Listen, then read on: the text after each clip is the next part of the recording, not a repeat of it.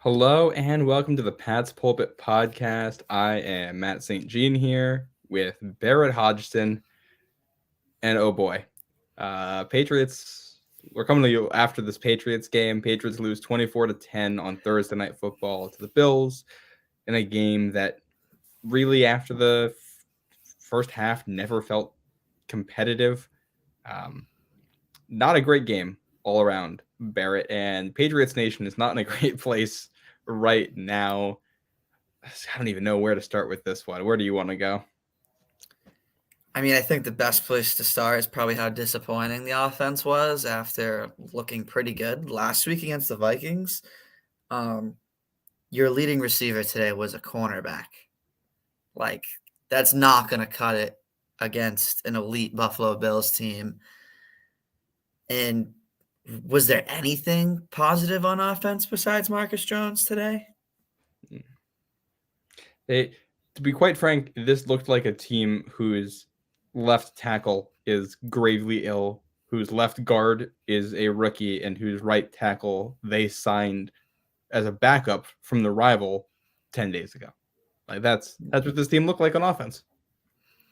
Yeah, and I felt like some of the play calling was conservative. Obviously, with those circumstances on the offensive line, it makes sense, but they were airing it out all game last week. It just doesn't make sense to me that they don't try and air it out to start the game in the first half this week. It just didn't make a lot of sense to me. I mean, even the Marcus Jones big catch for the touchdown was a screen. It was like a screen.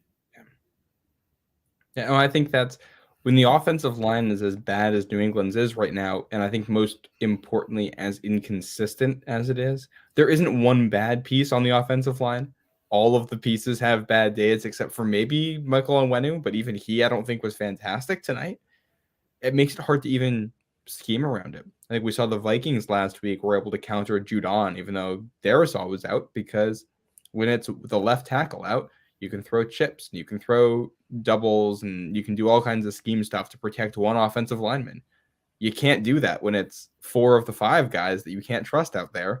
So it's all short passes and it's all screens, and it's early, but I felt like the game kind of turned on the third play when it's 3rd and 1, and you try to hand it off you're trying to get a first down on 3rd and 1, and you can't execute a handoff. That's You're trying to play with the lead against this team, and Yeah. you can't. It's not that they couldn't do it; it's that they couldn't get out of their own way. They didn't have the opportunity to mess it up or to let the Bills defense stop them. They messed it up before that could even happen. Yeah, I mean, that was a horrible start to the game. There's really no way to sugarcoat it. And they had a good push on that play. It was obviously going to be a first down if you they showed the replay a couple times and it looked like Hunter Henry and Onwenu made a pretty solid hole blocking, but overall just very disappointing when you start behind the chains like that and you have to punt. You go 3-0 on your first drive and you have to give the ball to Josh Allen in an offense who's so explosive, and you saw Diggs get into it very early with a big 19-yard grab, and you just can't play a game like that against this team. Yeah. You have to execute the easy things. You can't make mistakes like that. And I'll give the Patriots credit. They didn't turn the ball over today, even though did Jordan Poyer catch it? Maybe not. Either way, it wasn't a If that's what do you call it? If that's a catch, then Hunter Henry's last week is a catch. exactly. But in the end of things, they didn't turn the ball over. No. And it really didn't feel close at any point in this game. No, I actually just had this sent to me. There's a clip of Mac Jones on the sidelines yelling at somebody who it is we don't know. I think we can all speculate and guess as to who it would be. It just says throw the effing ball. We can't effing run it. Our running game effing sucks. Something like that. That just about sums up the offense right now.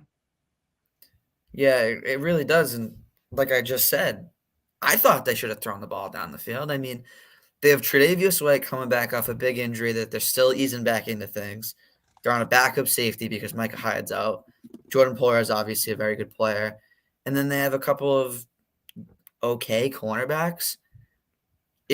I know the offensive line is the problem and they can't handle the Bills front seven necessarily, but you got to take some downfield shots in this game, and you just got to try and push it down the field. Like, you can't throw screens and checkdowns all game against a team who has an explosive offense. They only scored 24, but they could have scored a lot more if they wanted to, it felt like. Yeah, it was basically 3 points or 3.4 points per drive that they tried to score.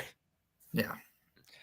Which is, well, I mean, the league high is below 3. Like, I think the '07 Patriots were right around 3 points per drive, something like that. So for comparison, that's where the Bills were tonight. And I don't even think the defense played that bad from an X's and O's perspective. I think they made some mistakes and the Bills made some plays, which is going to happen. But that you forced the punt, you forced a turnover. Probably should have had another turnover in there with an interception that was dropped. Although, was that on the drive where there was the fumble? I think it might have been. It might have been, yeah. Yeah, it was around that time in the game. It's hard to tell, but it almost doesn't really, it doesn't really feel like it mattered when the offense got the ball tonight or when the defense got turnovers. The offense wasn't really going to do much with it. Yeah, and your only touchdown of the game came from a cornerback. He led your receivers For the in second receiving. time in 3 games, mind you, Yeah. that the only touchdown has come from Marcus Jones, which, side note, he looks amazing right now. So that looks like a great pick. He might be one of the best. He might be your well, depending on Jonathan Jones's contract is up this offseason, he might be your Jonathan Jones replacement and your James White replacement at the same time, the way things are going right now. But man, It's just overall, it felt like they're searching for answers, and I thought it was clever to put Marcus Jones out there. yeah, But they showed it early, and they tried to go back to it in the second half, and he caught like a little 4 or 5 yard pass. yeah, And the Bills were ready for it yeah. after that. But And they tried it as a decoy one play later, and they got Jacoby Myers wide open across the middle, and I think Mac was just late on it. And I don't know why he was late on it. The guy was open. I'm as big a Mac Jones defender as there is out there, but he missed that one, and I think that's an issue too. Is I don't know. It's the sample size feels small with this offense right now because of the offensive line. You're only gonna have so many opportunities to make plays, so you have to take advantage of them. And every chance that they don't take advantage hurts. Like, it feels like if the offense misses 1 or 2 chances to make a play, that's it. It's over. And I think the play that was really telling to me is when it was the fourth quarter. Yes, fourth quarter, and they're down by 3 scores, and Mac hits a check down. You get it to 4th and 6, 4th and 7, whatever it was, and he wants to go for it, and they're not letting him go for it. That feels like where this offense is right now, that they'd rather Josh Allen have the ball than trust the offensive line. But even in that situation, down 3 scores, it's personally, I don't think it's the right call. I mean, No. they stopped them. They didn't score points, but they took time off the clock. You were around midfield after that. I thought that was probably the most questionable call of the game. Yeah. Overall, I mean, why not go for it in that situation? What did they have to lose? Yeah. And I think there is a rational argument against that, but it isn't one I would agree with. The argument against it is you can't trust the offensive line, and the defense has played much better than the offense. And Josh Allen has turned it over a lot recently. I think 7 picks in his last 5 games, something along those lines. So we're going to do better on field position if we let Marcus Jones return a punt or if we try to pick off the ball. But I think the fact that you're willing to take that chance says a lot about what the coaches think about this offense. And that is a really bad sign for where the offense is, because I have my issues with the guys that are on the coaching staff for this offense, but they're seeing them every day. I think Bill has a general idea of what's going on. Bill Belichick's a pretty good coach. If they're seeing them every day and they have this little faith in the offense to move the ball in a situation like that, that's a red flag. And it seemed like there was a lot of frustrations on the sideline tonight. They showed Mac upset. They showed Patricia mumbling under his own breath a couple times. They showed Bill shaking his head. I mean, it just seems like a lot of negativity right now on that sideline, which is crazy after you have your quarterback throw for 382 yards last week. You put up 26 points, and then you turn around this week and you do absolutely nothing. I mean, it is disappointing, and it makes sense that they're frustrated. And obviously the offensive line has a lot to do with that. But I still think in that situation you probably should go for it, even if you don't get it. Absolutely. Even No, if you I don't get it, like yeah, I would 100% agree because you're losing that game anyway. At that point, you need to make a play, and it's just it's like the Packers game in overtime there, where you're giving the ball back because you don't trust the offense, and in yeah. that case, it's because you got the rookie quarterback, and it's Bailey Zappi, and it's understandable tonight. It's because of the offensive line, and it's just the fact that the offensive line is bad enough where the coaches even consider that decision is such. I mean, I think that's where the issue is. It's hard to evaluate how good anybody is on this offense with how the line is right now. There was that third down where Max throwing to Jacoby Myers short of the sticks and he's covered, and you want the flag and everything, but it's on that play, you're sending 3 receivers out because you have to keep 2 guys in the block. And the Bills aren't rushing anybody extra there. Really, it might have been a 5-man rush, but you have such a numbers disadvantage. It doesn't matter what receivers, unless you have Justin Jefferson out there making crazy catches, you're not going to pick up the first in that scenario. If Mac Jones isn't running for it on 3rd and 10, probably not. So you put that all together, and it's just what do you expect this offense to do? Yeah, and I think a big part of this game that really hurt the Patriots was the missed field goal before the half. Um, and some things I saw something on Twitter, and some people were criticizing Mac Jones on that third down play of not rushing the ball and trying to get a couple extra yards. Mm-hmm. I just want to get your opinion on that because to me, your field goal kicker needs to reach from 48 yards. Yeah, If he I gets don't have tackled in bounds, there's no field goal attempt. no, and I don't have an issue if Nick Folk misses that because it's windy or he pushes it to one side or the other. It is what it is. You cannot have your kicker come up short from 48 yards. And I don't know if that has to do with changing the holder. Maybe I'm not a special teams guy, so maybe there's a technical element to this, and that's why folks' field goal came up so short. But there is no, if you're an NFL kicker, you should be able to distance wise make any kick from 55 in. Maybe not accuracy wise, but distance you should be able to hit. I mean, they had 2 kickers, 3 special teams guys active tonight because of the issues there with Nick Folk and his leg, and he's an old dude. This is something that I don't think we've really talked about in a little bit because Nick Folk has been so reliable.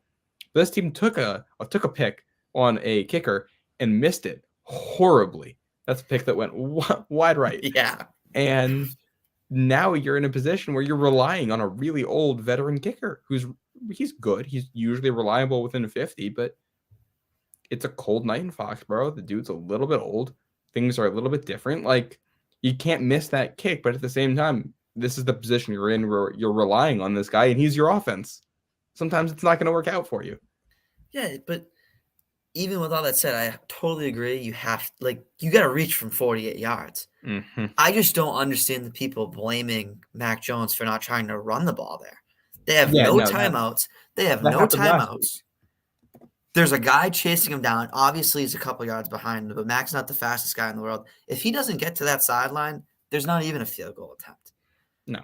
And I'm kind of getting sick of people blaming Mac for things like that. It seems like they want a scapegoat. There's Yeah, things and Mac can do better. Don't get me yeah, wrong.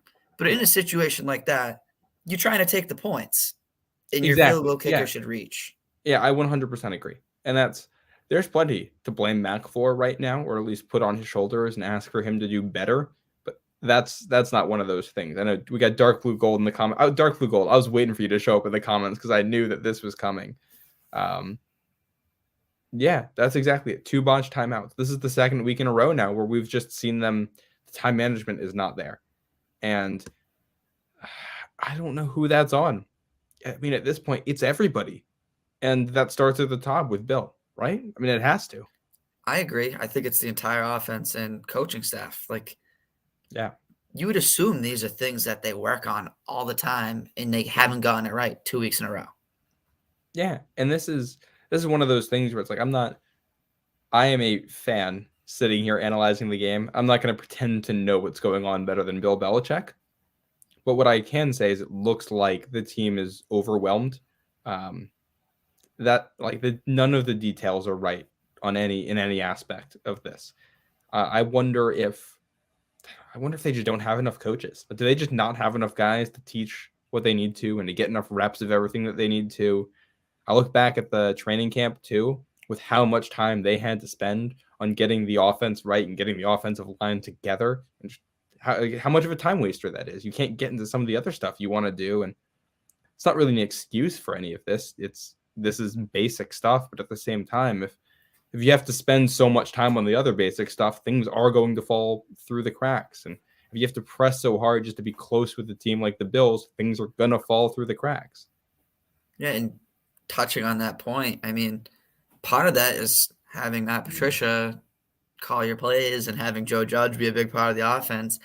Guys that don't have a lot of offensive background, they're more defensive and special teams guys. I mean, you got to work on one thing that should be a little bit simpler than a 2-minute drill, and you got to spend more time on that. To your point, I mean, maybe it's an experience thing on the coaching staff in terms of obviously they have experience coaching, but maybe not on the offensive side of the ball. There's a lot of different things that I think can go into it. Injuries, coaching, execution. I mean, it's a little bit of everything. Yeah, and I'm not like I have my issues with picking Matt Patricia and Joe Judge to be back there. I'm not going to sit back there and blame them for everything. Both of those guys were good enough at what they did to get head coaching gigs. Both of those guys, presumably in their head coaching gigs, worked on the offensive side of the ball. Both of those guys in their initial time in New England worked on the offensive side of the ball in some capacity. These are not the hires that I would make. I don't think they're to blame for absolutely everything. Bill said earlier this season, if things aren't working, put the blame on me. He wants it on him, not on those guys. And I think we should probably put the blame there. I think that's how it is. He's the head man. And it's not, I think that's one of the keys here. It's not just the offense that's having these issues. Special teams, you got a delay game out there for no reason. Everybody's on the field. The punt unit's there. Ball just doesn't get snapped.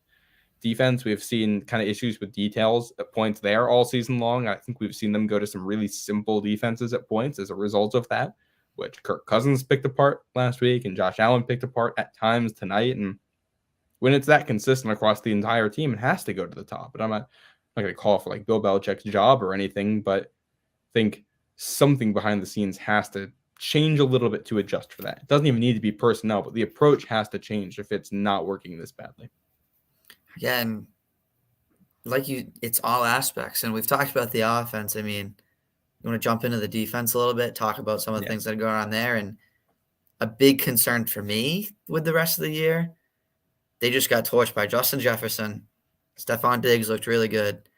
And now they have to face DeAndre Hopkins, Devontae Adams, Jamar Chase, Tyreek Hill, Stephon Diggs again. It doesn't get any easier. No, and Jonathan Jones seems to have Tyreek's Hill number to an extent. I think it helps. I think it hurts that Jalen Mills wasn't there tonight, so that's like a little bit of a factor. But the reality is, whoever they put on Diggs got torched, and this is 2 years in a row that's happened, 3 years in a row that's happened. This has been a consistent theme now. I think part of it is that we're not the only team that's dealt with that. It's just happening to the Patriots 2 times a year because they're in the division. Like, Stephon Diggs is this difficult for everybody. There might be 5 corners in the league who can cover him, but I don't know. Right? Are we in a position right now where you have to make a move for corner one? Jonathan Jones is a free agent after this season. Jalen Mills, his contract is absolutely movable. Do you consider moving on from some of these guys and trying to go at the best corner you can find and add that to your defense? I think the rest of the year will be a telling tale. I mean, like you said, Diggs has kind of already had our number, but like DeAndre Hopkins, the Patriots have had success against in the past back when he was with the Texans. So if they show any signs of life of slowing him down next week, that's a huge positive for this cornerback room. And obviously moving forward, they play some really good wide receivers. And if they struggle, then maybe you have to go get an elite cornerback who can match up with some of these guys. Because like you said, you're going to see Diggs twice a year. You're going to see Tyreek Hill twice a year. And Garrett Wilson isn't half bad either. So no, the Jets have a lot of talent in the receiving room. It hasn't worked the way they've wanted, but it's Corey Davis, Garrett Wilson, Denzel Mims, who I still like a lot. I liked him coming out of college. Elijah Moore is still in that room. Like, they got guys. It feels like it feels like the Patriots were one or maybe two elite, probably one on each side of the ball, elite player short tonight. And they have the cap space to address that this offseason and the draft capital to address that. You just gotta use it appropriately. You gotta find guys who are really, really, really good at football, which is easier said than done. But if you want to win in this league and you want to win in this division, you got to be able to pass or you got to be able to stop the pass. And they limited Josh Allen tonight. I will give him credit there. If you look at just the stat sheet, the difference between Josh Allen and Mac Jones tonight is not monumental. They're not that far apart, which is kind of crazy. But the difference between those two guys, I think, is that one touchdown in the red zone on third down where Josh Allen's getting hit by Mac Wilson going out of bounds, jumps in the air and fires a ball in what that's the type of play you make on Thanksgiving against your 7-year-old cousin when you just feel like messing around and you're playing football in the yard. Yeah. But Josh Allen's doing it to grown adults out there. Yeah, I mean, he made a couple of special plays in that first half. That play, the little flip pass to Hines. I mean, he had a guy draped all over his back, and that went for a first down on 3rd and 11. That was a ridiculous play. He had a first down run where he tried a hurdle. I mean, he's a great athlete and he's a great player. And the difference is that those special plays that come here and there, like, it's hard to stop a guy who can make that play. It really is. Yeah. Like, what do you, there's a certain point where it's like, it's just, what do you do? Josh Allen's Allen and Diggs are going to get 20 points on you unless you have a perfect day or if they're on their game, they're going to get 20 points. Like, it's the equivalent of like that. Josh Allen is like, I don't know, Giannis. Like, he's just going to get his. Like, you can limit him and you can do stuff, but even on a bad day, he's going to get his. And I feel like that's what we saw. And he's always dialed in against the Pats. That dude hates the Patriots. That whole team hates the Patriots. Yeah, I can't blame him. Did you see the pregame when Poyer was like, "We hate them. It's going to be a dogfight." They did like a pregame segment. I'm not surprised. Poyer was like, "Yeah, we hate them. It's going to be an absolute dogfight out there." So I think the whole team hates the Patriots. Yeah. And I think the end of the game I thought was interesting. Patriots have 3 timeouts and the Bills take 3 kneel downs. I don't know if that's last year. Sean McDermott is probably trying to score more points. Last year he was trying to put it on the Patriots, but I thought tonight that was interesting to close the game, especially with Bill not using any of the timeouts. I know you're down 2 scores with 2 minutes left, but I think that was.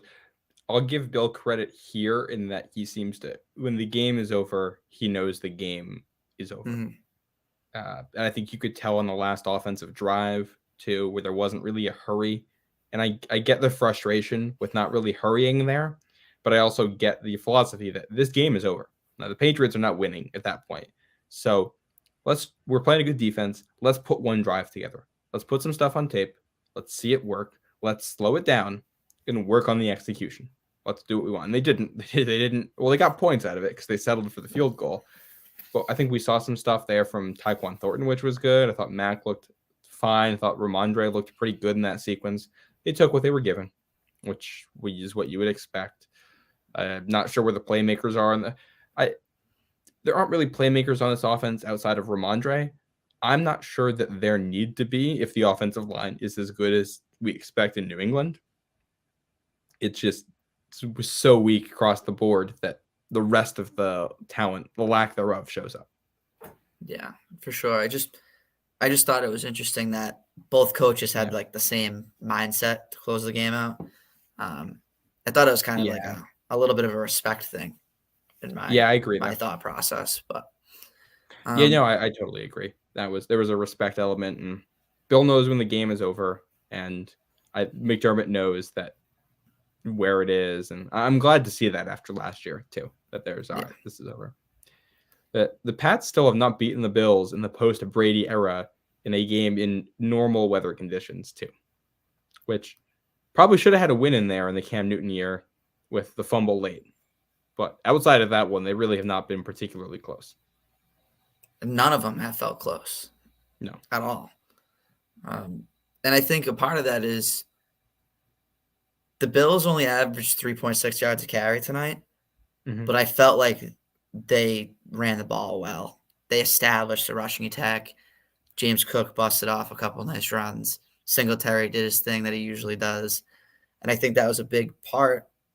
And I think it is a big part of the Bills' game plan against the Patriots. They know they have to run the ball a little bit to get those opportunities for Allen down the field. Well, and they ran the ball well enough to consistently be in 3rd and short, which they know they're going to have the advantage there. And they basically, it felt like they ran into 1 3rd and long on every drive. And how that drive went kind of determined what was going to happen. And most of the time they picked it up anyway, which I think that's the concerning part. I think the Patriots' game plan is basically what they tried to do against Peyton Manning in 2013, which is let them run, make it hard for them when they pass, and make the plays when we do when we do force them to pass the ball. They didn't. Did they make a single play when the Bills passed the ball tonight? I mean, they had a couple pass breakups, couldn't get a pick even though they had an opportunity for it. Gave up the touchdowns in the red zone. I think that game plan can work as long as you're getting stops on 3rd and long and you're forcing field goal attempts, but they just didn't do that. Yeah, the bend don't break wasn't great tonight. And I mean, we talked about that great play that Josh Allen made, but this has been a thing that Mac Wilson has struggled with all year, bringing down the quarterback. Like, have a little urgency. Push him out of bounds a little bit harder. Yeah. Something. And the other part of it is Josh Allen is a very large individual. Yeah, he's a large athletic human. All of this is it's very easy for us to say this from our heated apartments here, and much easier said than done in that regard. I would not want to be the guy out there on the cold Foxborough field trying to push Josh Allen out of bounds, but yeah, you got to find a way to make that play. And with some ways, I feel like the defense played as well as the talent level. Like if I told you it's going to come down to Mac Wilson versus Josh Allen in the open field, you're probably going to say Josh Allen wins that one. Like that's not a surprise. It's not a certain point. It's not really about the coaching. Sometimes the guys just aren't up to it. Yeah, and I don't know. I just think it's a thing that we've called Wilson out for this season. That's probably why my frustration's a little bit more with it. Yeah. And he was kind of fading away, falling towards the sideline. But overall, I mean, the Patriots defense did what they could. And they were on the field a lot. I don't know the exact time of possession numbers, but it was a significant difference. It was close to 40-20. The Bills had 38 minutes of possession. Yeah. So they were on the field like a lot. So yeah. And I will. Yeah, right. So we got a comment here from John Limbarakis. Shout out, John. I'm a friend of his. He knows what he's talking about here. Vikings and Bills were 17 of 29 on 3rd down combined in the last 2 games, and that doesn't include the penalties that you're giving up on 3rd down. I think that's your issue. And honestly, from watching it, a lot of those 3rd downs too, you're able to get pressure. And I don't know, it feels like there's a small sample size where you're trying to force it you're trying to get yourself into positions where the Bills have to make a play, and you're going to rush it. You're going to try to make Josh Allen make a play under pressure. So they tried to do that last week. We're going to try to make Kirk Cousins make a play under pressure. And you go back and watch the tape, and it's like they pressured him and didn't matter. He made plays. He found guys. I don't know if that could be on the coaches for the defenses being predictable enough that the quarterback knows where to go with those balls in that situation. I'm not smart enough with this football stuff to really know here, but I do know you have to be more productive than that. Yeah, and 17 for 29, obviously that's a great clip, but like he says, that doesn't even include the penalties, and one of those showed up tonight. It was a big Jack Jones penalty on 3rd and long. Tough break, too. He fell a little bit, fell onto his legs, but it's a penalty. It just stinks. It's a penalty, yeah. And to talk about the penalties a little bit, it seems like they've been getting penalties that previous Patriots teams don't get. Even the team last year didn't have as big of issues in terms of penalties. And that's on the defense and special teams. I mean, and that's where it's frustrating. It's like this team is it's not talented enough to make up that difference. Yeah. Like you can be sloppy or you can be talented. You can't be both and expect to win against good teams, which I don't think the Patriots are a bad team. Patriots look like a thoroughly mediocre team at this point. Like that's the offense makes some plays. If you don't have a very good defense, the offense is probably going to score on you at least a decent amount. Probably more field goals and touchdowns, but it's going to do it. And if you're not that good of an offense, the defense is going to get stops. If you're not a good quarterback, the defense is going to pick you off. If you're good at any of those things, well, that's the game. The crazy part is Mac didn't turn the ball over, and he got sacked. Technically, got sacked one time. Yeah, and it felt like that's. I think we can say what we want about Matt Patricia. The fact that he didn't get sacked, like he didn't get sacked behind that offensive line, or got sacked once behind that offensive line, and it came late, is like it's a testament to the play calling being good enough to protect him. Yes, I agree with that. But there was a couple times screen plays went for -3, -4, -5.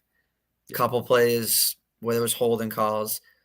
They got sacked one time, but they started behind the chains. It felt like Exactly 5 or 6 times, which has seemed to happen every week. Yeah. Well, and it's before this season in the Mac, or before last week in the Mac era. Let me just double check this stat here.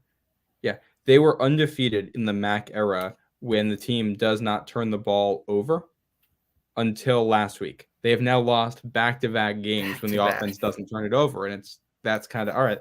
They've cleaned it up, and it's just that's kind of disappeared now. Like I don't think Mac Jones is playing poorly at this point.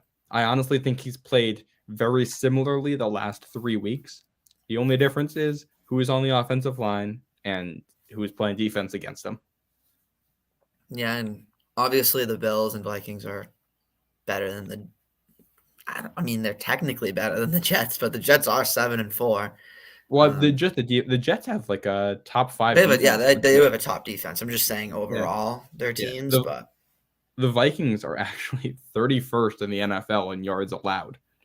And when you look at the fact that the Bills have a well-coached defense with some really good pieces in the secondary, and the Jets have a top 5 defense, and the Vikings have a bad defense, I think that explains a lot more of the offense we've seen over the last 3 weeks than anything the offense has done. Yeah, probably. And even in that Vikings game, you had some more offense. Like, you had at least Yadni Kajus playing in that game. I mean, you had some guys up at least. Yeah. There was concern about Trent Brown not playing in this one, and the inactives come out, and Brown's in, but Kajus isn't. And it's hard to game plan. It's hard to have cohesion when the offensive line looks like it does, and you got guys banged up.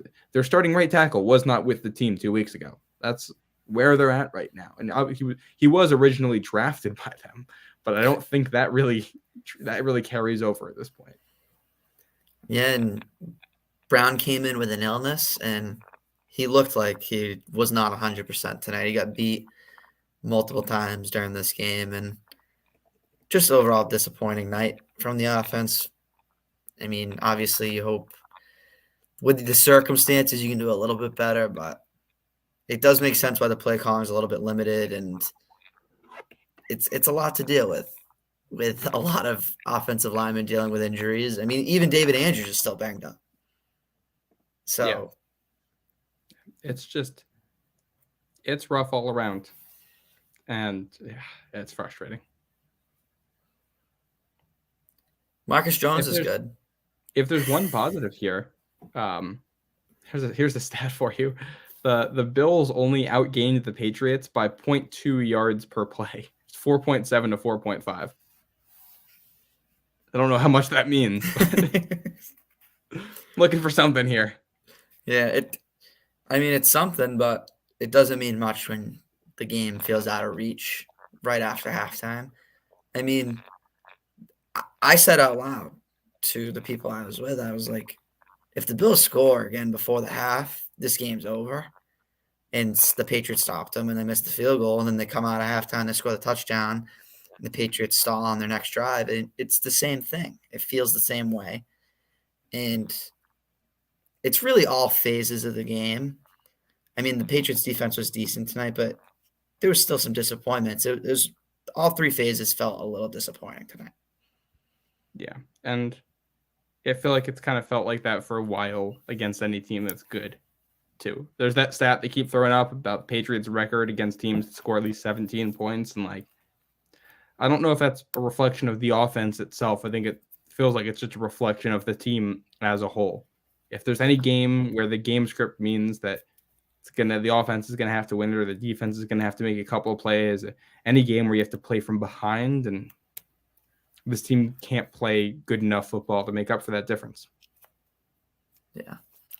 And I thought there was a couple of interesting things, at least, in the game tonight. I mean, you deployed a new weapon on offense. Kevin Harris was your second running back in line. He got 1 carry for -1. I just thought it was interesting that he got on the field tonight. Yeah. And then we saw a lot of Marcus Jones and Jack Jones in the secondary. I know Jalen Mills was out, but they still had some significant roles in the secondary in this game. So a couple trends that are at least interesting that happened during the game. Yeah. So, Barrett, team's still at 500 here. Yes. Got still a home game left against a division opponent, and next 2 games on the road against teams that I think, even with how the Patriots looked tonight, should be worse. Those should be wins. If it's on a neutral field, those should be wins. The next 2 more home games after that against conference opponents, which on paper could be winnable before you have to go back to Buffalo again. I think this team probably needs to win all of the next 4 games to get into the playoffs, at least 3 to have a chance. How are we feeling about that now? I think the next 2 are winnable, and I think the Cardinals, with an extended break, get a little bit healthier. That should be a win, 100%. I mean, nothing's 100%, but given how the NFL has been, but I think with time to game plan for that team and just extra rest, it'll be very helpful. You got to go into Vegas. People who were under, like, previous coaches who were with Belichick before, they do well against the Patriots.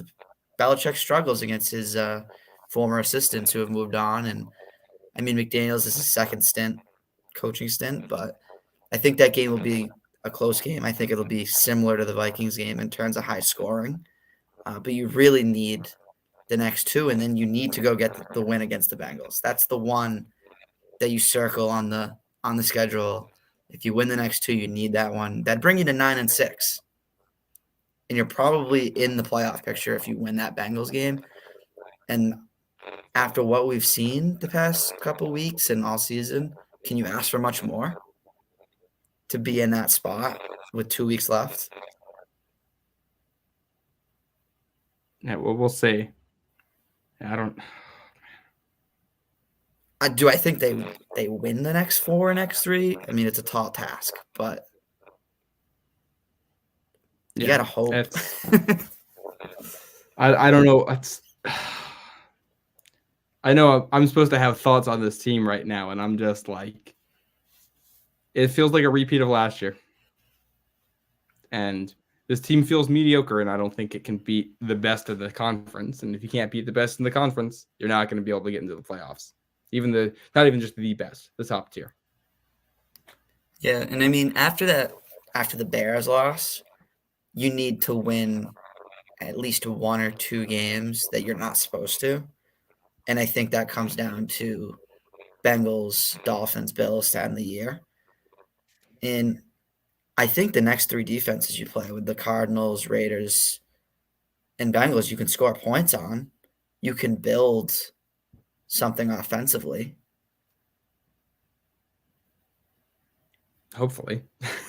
I mean, yeah, if you can't score against the Cardinals and Raiders, there's very big concerns. But yeah, I know we have questions about the coaching here, but you should be able to outcoach the next 2 opponents. You would expect. You would definitely expect that, and both of those teams have had some serious struggles. They've had injuries. They both have penalty issues. I mean, you should win if you play a clean game. Yeah, I think the Cardinals are 31st in DVOA this year. Don't quote me on that, but that feels about right. That's a team that has wildly underperformed the talent level, which is just, that's a whole other thing. What's going on out in Arizona? That should be a win. I feel like the game against Las Vegas maybe is likely to be a loss as either Miami or Cincinnati game, maybe to be a win. Doesn't it feel like every week's a 50-50? Like, you Yeah, don't and know what's going to if every week's happen. a 50-50, you're not a very good team. Yeah. Yeah. And And I don't think this team is bad. This team is about it. It feels like the season kind of swung on the Mac injury, the end of the Ravens game, the Packers game, and the Vikings game last week. The Packers, Ravens, and Vikings games, they all lost for different reasons, and all of them were winnable. And I think that difference right there is the difference between being on the right side of mediocre, being kind of good, looking upwards, and being bad. And it's the entire sport of football is based on small sample sizes here, and that's just the way it goes. Like mix of injuries, a couple turnovers, a couple calls not going your way, and that's the difference between being a sixth seed that can get into the playoffs and be 10-7 and try to do what the Bengals did last year, and a team that might be 7 wins and looking for the draft, looking for changes, looking for new coaches. That's the difference right there. yeah. Out of curiosity, do you think they get in? Obviously, it's dependent on the wins, but 10-7. Let's say they beat the next two opponents and they lose to the Bengals, but they steal one of the last two. Do you think they get in at 10-7? I was playing with this on the 538 website the other day, and it says if that happens, I think it was like a 48% chance of getting into the playoffs. So it was just under 50-50, which feels about right. They need a break to go their way, which wouldn't be some crazy break. They need the Dolphins to lose a game in there, or the Bengals to lose a game in there, something like that. It's not asking a ton, but you need it to actually happen, and you're leaving it up to chance. I also, based on what we've seen, so you get in as the 7th seed. What, you going to Kansas City in the first round? Like, well, you'd be going. The ones who would have a bye, right? yep. So you're going to the 2 seed if you're the 7. It's So you're Kansas probably City or going to. Tennessee in all likelihood. Yeah. And I don't really want to play. I think the Patriots, in theory, could play with Kansas City. I think they've given Kansas City more competitive games. Like you go back to that weird COVID game in 2020, where you're changing the quarterback and all that, and it's like that game was more competitive than it had any right to be given the circumstances, but it still wasn't that close. Maybe the Patriots give the Chiefs a little bit of a game. Obviously, they lost at home to the Bengals last year, but even if this team gets in, I don't think it's a bad team. I don't think we know what we have in Mac yet either. I think it's a team with a couple fatal flaws. Yeah, and it's a tough end of the year. They face 5 competent teams at least and 3 really good ones. Yeah. And even if they don't get into the playoffs, it'd be really nice to see Mac end the year strong and some positivity on offense, or just you want to see some progression from at least what you saw tonight in the last 5 weeks. And I think would be a big building block. Hopefully, if Trent Brown can get healthy here, that's going to help. If he can play not like somebody that had to drink a bunch of Dayquil to get on the field, that's going to help. Yeah. And if you can Just was playable last week. It wasn't fantastic. He's nothing to write home about. He's not your starting right tackle of the future. But he's a guy you can play with. You can get him back out there and healthy. That's going to help. Then you can run an offense. And then you can see what you have. Because then you're also in a position where it's, what do you do at offensive coordinator? I don't love the Matt Patricia hire, but do you want to ask Mac Jones to have a 3rd offensive coordinator in 3 years? Do you want to ask this team that clearly struggled to learn a new offense this year to learn another new offense? And do we think we know what we have in these coaches right now when you've suffered so many injuries all season long and things have not gone to plan? It's a position where I don't like any of the answers. Yeah, it is a difficult spot, and I obviously think the next couple of weeks will be telling of some of those answers. Yeah. I hope they are. I think the worst scenario here is where the team continues to be so hampered by the offensive line issues that you can't tell what the other parts look like. Yeah. And then it's just, what do you do? Yeah, it'll be an interesting end of the season, and they have a lot of money in the offseason, like you said earlier. So they can do some things. It's just They got guys they got to pay to. Jacoby Myers, I think you have to pay him. Jonathan Jones, I think it's still very much up in the air if you want to pay him. Devin McCourty will be a free agent after this year. Like Jabril Peppers will be a free agent. You got a bunch of role players at that level. Damian Harris is going to be a free agent. I think also another note tonight, for as bad as the offensive line was, like they gave Kevin Harris some looks. And he wasn't exceptional or anything. It's hard to tell because of there's nothing blocked for him. He's running into a guy a yard behind the line of scrimmage, but he wasn't anything fantastic. Pierre Strong is still not getting looks on offense. I think one of the things that's interesting is like Marcus Jones is still very much the fifth corner on this team. Pierre Strong seems to be like the fourth running back, and those are guys you're gonna hope can be not even starter level, but backup level consistent players for this team next year. Miles Bryant is a free agent. You want Marcus Jones to replace him next year. And Damian Harris is a free agent. You want Pierre Strong to be able to replace him next year. I don't even know if we have that right now. Yeah, I mean, there's a lot of, like you said, a lot of role players, so it'll be interesting to see what directions they're going. And the last 5 weeks will probably be telling of what direction you're going. I mean, Damian Harris right now probably comes back to your team on a bargain. He hasn't had the season he had last year. He's had some injuries. And obviously the offense is a little bit different when he's out there. I think Jabril Peppers has been solid this year. I think he's a guy you might end up bringing back. McMillan's had his moments.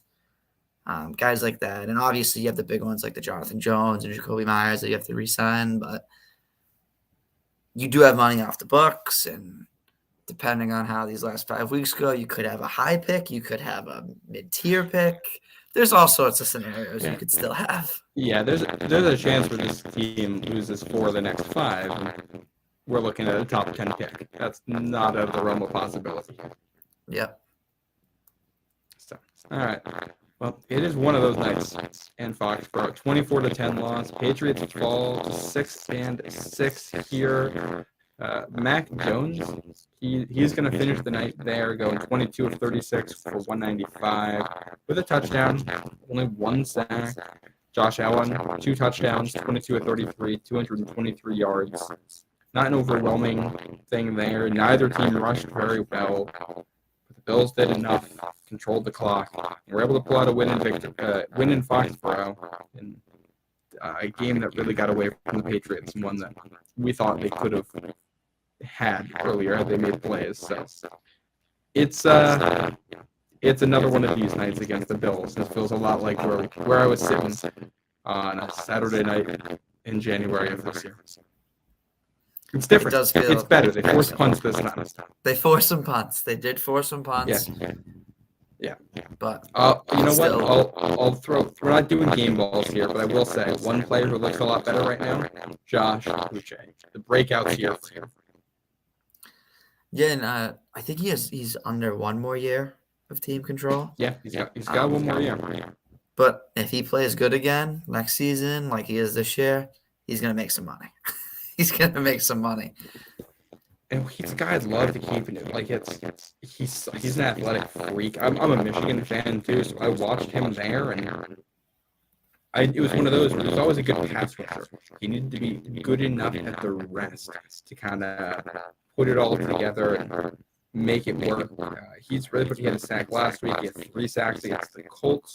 He had a sack at the Jets back in week 8 there before the bye. He forced a fumble tonight. So, yeah, I mean, he's putting it together. That's a positive here. I like what I'm seeing from Uche. Judon, I think that's opened by Judon too. Judon draws stuff, which means Uche gets the one-on-ones. He gets the one-on-ones, then he's able to win. So that's good. Marcus Jones, good. The rest, very good. Yeah, pretty much. Yeah. I think that's going to do it for us. That's any last words before we go here, Barrett? Just hopefully that they can take this extended period of time from now to next 2 Mondays from now to heal up and hopefully come out with a good offensive game plan. And just pay attention to that injury report this week because you need some guys to get healthy. Yeah. Pats are at the Cardinals next Monday, December 12th. We got kind of a mini bye here. That'll be a Monday Night Football game. We're going to be with you sometime between now and then. But for now, that's Barrett Hodgson. I am Matt St. Jean.